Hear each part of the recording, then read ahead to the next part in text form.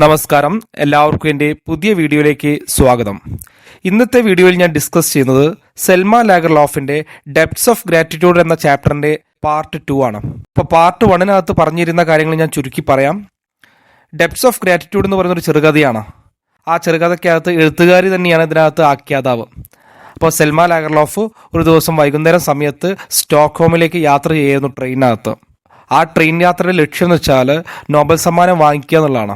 ആദ്യമായിട്ട് സാഹിത്യത്തിന് ഒരു സ്ത്രീക്ക് നോബൽ സമ്മാനം ലഭിക്കുന്നത് സെൽമ ലാഗർലോഫിനാണ്. ആ ഒരു ട്രെയിൻ യാത്രയിൽ വെച്ചിട്ട് സെൽമ തന്നെ ഇഷ്ടപ്പെടുന്ന ഒരുപാട് ആളുകൾ ഓർത്തെടുക്കാൻ ശ്രമിക്കുന്നുണ്ട്. ഈ സമയത്ത് അവൾ ഓർത്തെടുക്കുന്ന ഒരു മുഖമാണ് അച്ഛൻ്റെ മുഖം.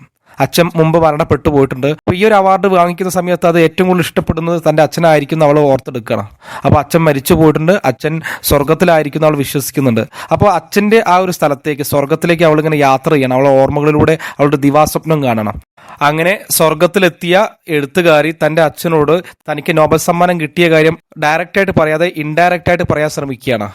അങ്ങനെ അച്ഛനോട് പറയാണ്, അച്ഛന് മുന്നിൽ ഞാൻ വലിയൊരു കടക്കാരിയാണ്, അച്ഛൻ എന്നെ ചെറുപ്പത്തിൽ പാട്ട് പഠിപ്പിച്ചിട്ടുണ്ട്, ഒരുപാട് കഥകൾ പറഞ്ഞു തന്നിട്ടുണ്ട്, അതിനൊക്കെ ഞാൻ കടപ്പെട്ടിരിക്കുന്നു അച്ഛനോട്. ആ കട ഞാനെങ്ങനെ വീട്ടെന്ന് ചോദിച്ചപ്പോൾ അച്ഛൻ പറഞ്ഞു, ആ രീതിയിൽ നീ ഒരു കടക്കാരിയാണെങ്കിൽ ഞാൻ അഭിമാനം കൊള്ളുന്നു അച്ഛൻ പറയുന്നുണ്ട്. ഇനി നമുക്ക് പാർട്ട് 2 കടക്കാം.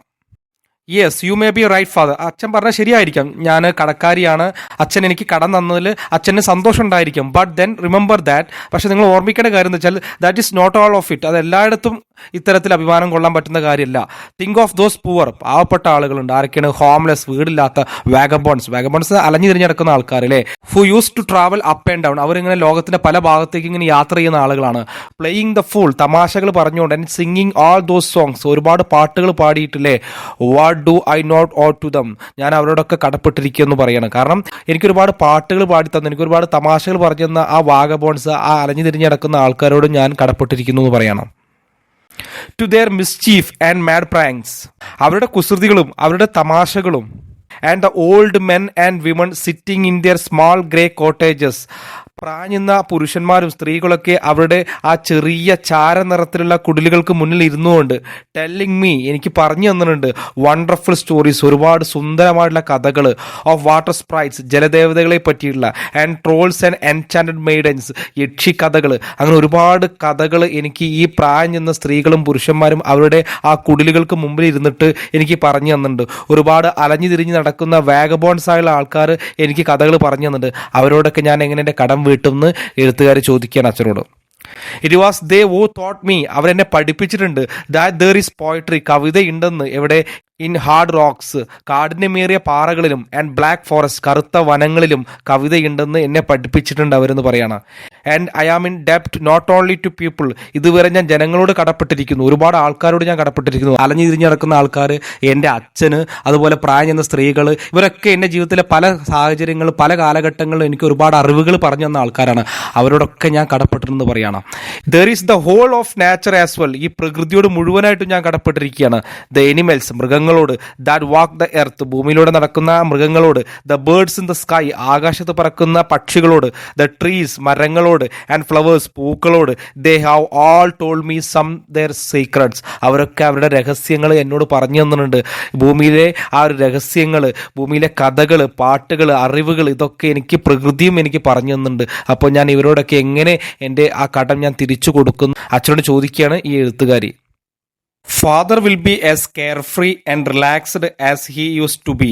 അപ്പോൾ പതിവ് പോലെ തന്നെ എൻ്റെ ഈ പരാതികൾ കേട്ടപ്പോൾ അച്ഛൻ എന്നെ സമാധാനിപ്പിക്കാനായിട്ട്, എന്നെ റിലാക്സ് ചെയ്യാനായിട്ട് പറയുന്നത്, നെവർ ഫിയർ ചൈൽഡ്, മകളെ പേടിക്കേണ്ട, there is A remedy for your trouble, നിന്റെ പ്രശ്നത്തിനൊരു പരിഹാരമുണ്ടെന്ന് അച്ഛൻ എന്നെ സമാധാനിപ്പിക്കുന്നു. അവളിങ്ങനെ സ്വപ്നം കാണാണ്, ഇതൊക്കെ സ്വപ്നം കാണാണ്, അവളുടെ ചിന്തകളിൽ കാണുന്നതാണല്ലോ അച്ഛൻ്റെ ഈ ഒരു സ്വർഗ്ഗലോകത്തേക്ക് പോകുന്നതൊക്കെ. ഐ ഡോണ്ട് തിങ്ക് ഫാദർ, ഞാൻ അങ്ങനെ ചിന്തിക്കുന്നില്ല അച്ഛാ, that you really understand how hard it is for me, ഞാൻ എത്ര ബുദ്ധിമുട്ട് അനുഭവിക്കുന്നുണ്ടെന്ന് അച്ഛൻ അറിയില്ല.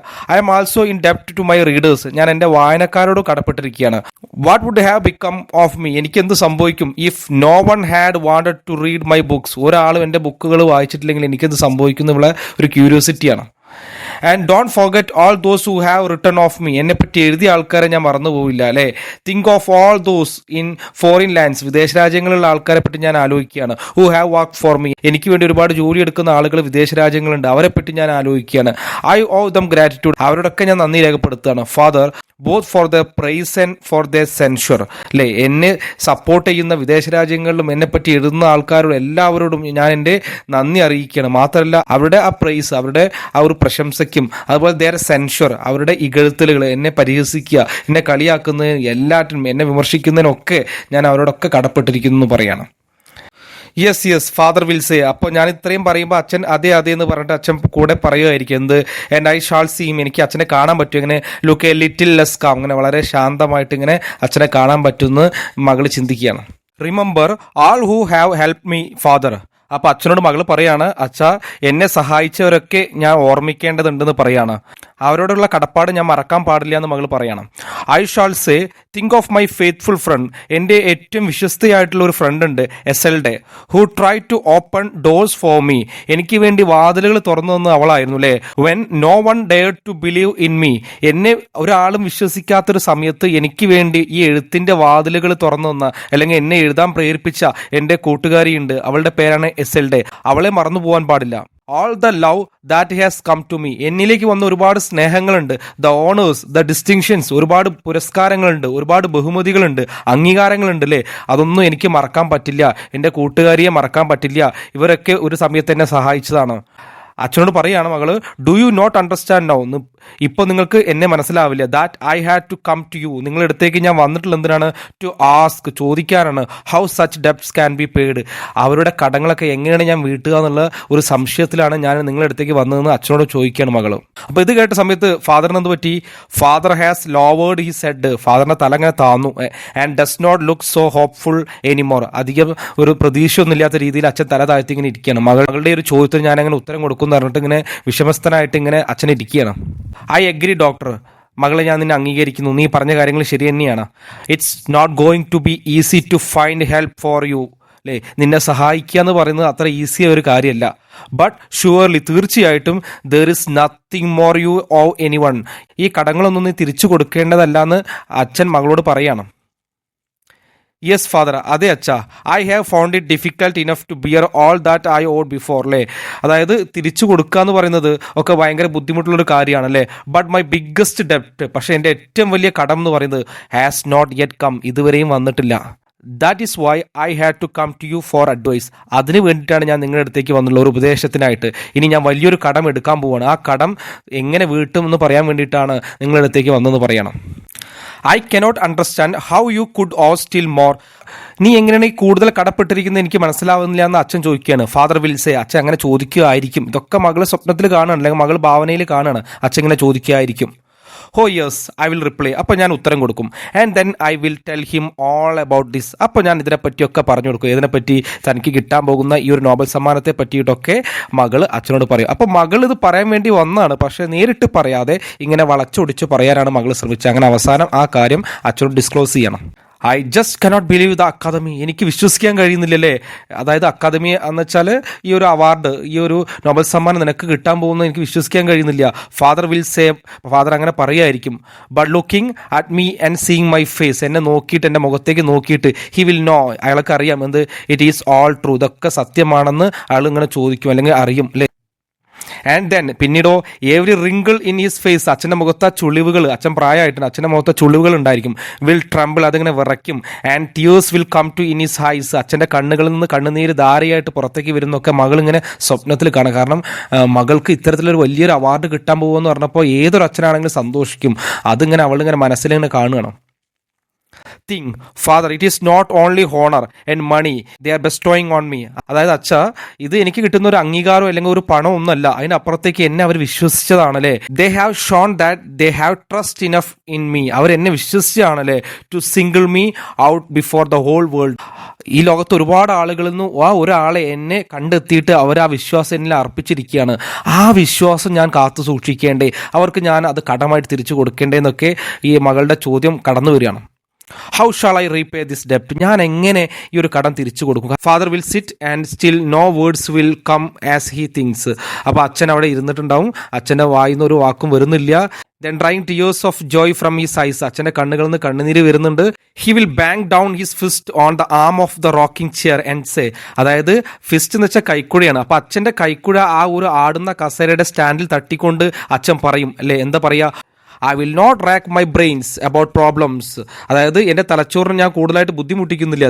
That no one in heaven or earth can solve, അതായത് ഭൂമിയിലോ സ്വർഗത്തിലോ ഒരാൾക്കും ഉത്തരം കണ്ടെത്താൻ പറ്റാത്ത ഈ ഒരു ചോദ്യത്തിന് എന്തിനാണ് ഞാൻ കിടന്ന സമയം ചെലവഴിക്കുന്നത്, എന്തിനാണ് ഞാൻ വെറുതെ ബുദ്ധിമുട്ട് അനുഭവിക്കുന്നത് അച്ഛൻ ചോദിക്കണം. I am too happy that you have been given the Nobel prize to worry about anything. മറ്റുള്ളതിനെ പറ്റി ചിന്തിക്കുന്നതിനേക്കാൾ നല്ലത് നിനക്ക് ഈ നോബൽ സമ്മാനം കിട്ടാൻ പോകുന്നു എന്ന് പറഞ്ഞപ്പോൾ ഞാൻ ഒരുപാട് സന്തോഷവാനാണെന്ന് അച്ഛൻ പറയാണ്. ഇത്രയും നേരം നമ്മളിതൊരു കഥയാണെന്ന് വിചാരിച്ചു അല്ലേ? എന്നാൽ ഈ ഒരു കഥ പറയുന്ന സാഹചര്യം കൂടി നമുക്ക് നോക്കാം. 1909 ഡിസംബർ 10 സെൽമ ലാഗർലോഫ് നോബൽ സമ്മാനം നേടിയിട്ടുണ്ടായിരുന്നു. ആ നോബൽ സമ്മാനം വാങ്ങുന്ന ആ ഒരു പുരസ്കാര വേദിയിൽ നിന്നിട്ടാണ് സെൽമ ലാഗർലോഫ് തൻ്റെ ഈ ഒരു കഥ പറയുന്നത്. അപ്പോൾ ആ ഒരു കഥയിൽ വളരെ വിനയത്തോട് കൂടിയിട്ട് സ്വർഗത്തിൽ തൻ്റെ അച്ഛൻ്റെ അടുത്ത് സന്ദർശിച്ച കാര്യവും താൻ ഒരുപാട് ആൾക്കാരോട് കടപ്പെട്ടിരിക്കുന്നു, ആ കടത്തിന് എന്ത് പരിഹാരമാണെന്നൊരു ഉപദേശത്തിനായിട്ട് അച്ഛനോട് ചോദിക്കുന്നതും അതൊക്കെ എഴുത്തുകാരി ഒരു കഥയായിട്ട് ഈ ഒരു പുരസ്കാര ചടങ്ങിൽ പറയുകയാണ്. അതുകൊണ്ടാണ് ഇവിടെ അവസാനം എല്ലാവരെയും അഭിസംബോധന ചെയ്തുകൊണ്ടാണ് എഴുത്തുകാരി പറയുന്നത്, your majesties, your royal highness, ladies and gentlemen, എല്ലാവരോടും കൂടി പറയാണ്, having received no better answer, എനിക്ക് കിട്ടിയതിൽ വെച്ച് ഏറ്റവും മികച്ച ഉത്തരം, than this to all my questions, എൻ്റെ എല്ലാ ക്വസ്റ്റ്യൻസിനും ഇതിനപ്പുറത്തേക്ക് വേറൊരു ഉത്തരമില്ല. It only remains to me, ഒന്ന് മാത്രമേ ഉള്ളൂ, എന്താ വെച്ചാൽ ടു ആസ്ക് യു, നിങ്ങളോട് പറയാനുള്ളത്, ടു ജോയിൻ മീ, എന്നോട് കൂടെ ചേരൂ അല്ലേ, ഇൻ ദ ടോസ്റ്റ്, ഈ ഒരു സെലിബ്രേഷൻ. ടോസ്റ്റ് എന്ന് വെച്ചാൽ ഈ ഒരു ആഘോഷരാവൽ, ഈ ഒരു സെലിബ്രേഷനിൽ, which I have the honour, ഞാനിവിടെ അംഗീകരിക്കപ്പെടുകയാണ്, to propose the Swedish Academy. Swedish Academy ഇവിടെ എനിക്ക് നോബൽ സമ്മാനം തന്ന് ആദരിക്കുന്ന ഈ ഒരു ചടങ്ങിൽ എല്ലാവരും എൻ്റെ കൂടെ ചേരുന്നു എന്ന് പറഞ്ഞിട്ട് എഴുത്തുകാർ ഇവിടെ ഈ ഒരു കഥ അവസാനിപ്പിക്കുകയാണ്.